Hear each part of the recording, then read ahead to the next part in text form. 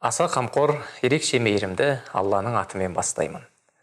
Ассаламу алейкум, қымбатты аға бауыр, әпке қарындас, құрметті көрермендер. Жаратқан ием баршаңызға өзі жар болсын. Бүгінгі жасайтын жақсылық ең оңай амал. Бірақ көбісі осы амалдың түбінде көптеген жақсылықтар жатқанын білмегендіктен жалқаулық танытып жатады. Тегінде әдеп, адамшылық қасиет амандасудан бастап алады. Сәлем бұл араб тіліндегі әссәлам сөзі. Мағынасы тыныштық, бейбітшілік, амандық, есендік дегенді білдіреді. Барлық мұсылман қауымы осы сөзбен амандасады. Ислам дінін қабылдағаннан бері дана халқымыз да алдымен осы сөзбен амандасатын болды. Сәлем сөздің анасы, сәлем сөздің басы деген аталы сөздер де осының дәлелі. Ислам ғұламасы Мәшһүр Жүсіп біздерге сәлем беру болды сүннет, пайғамбар сүннетін тұт, болсаң үмбет деп сәлемдесудің маңыздылығын екі ауыз өлең жолымен жеткізген. Сәлемдесу жаратушы жалғыз иеміз Алланың үйреткен есендік сөзі. Ассалам Алла тағаланың көркем есімдерінің бірі. Абу Хурайраның Алла одан разы болсын риуаят етуі бойынша пайғамбарымыз саллаллаху алейхи уассалам Алла тағала адам атаны жаратқан кезде бар, анау отырған періштелерге сәлем бер. Сәлемге қалай жауап беретіндігін тыңда. Себебі олардың қайтарған сәлемі сенің және балаларыңның сәлемі болады деп бұйырады. Адам атамыз періштелерге барып ассаламу алейкум дейді. Періштелер де ассаламу алейка ва рахматулла деп сәлем қайтарады. Бұл жәннат тұрғындарының сәлемі. Пайғамбар айтады, сендер бір-бірлеріңмен ассаламу алейкум деп амандасыңдар дейді. Қайырлы күн, қайырлы түн, қалыңыз қалайдан бұрын бірінші осы сөз айтылуы керек. Сосын басқасы сұрап жатарсыз. Сәлемдесу сүннет, алу міндет. Бір мұсылманның кездескен мұсылманға сәлем беруі оның мойнындағы ақысы. Сәлемнің сыры тек қана қал сұрасу емес.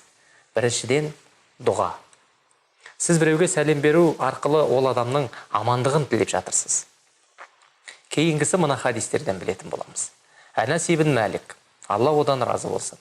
Расулулла саллаллаху алейхи уассалам маған: әй балам, үйіңе кіргеніңде үй ішіңе сәлем бер.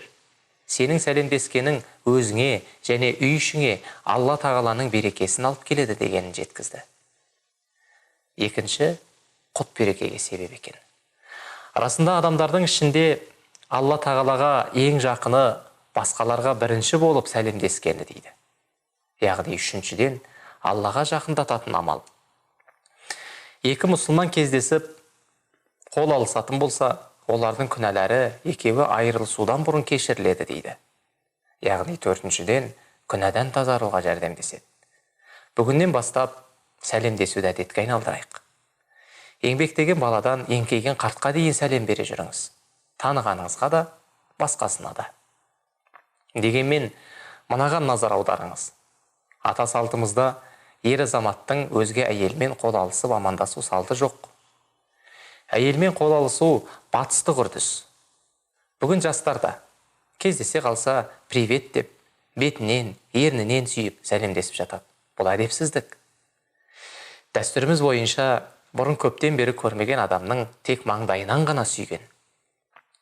Алайда бөтен қыз-келіншектердің бетінен сүймеген. Тіпті оларға қолын да ұсынбаған.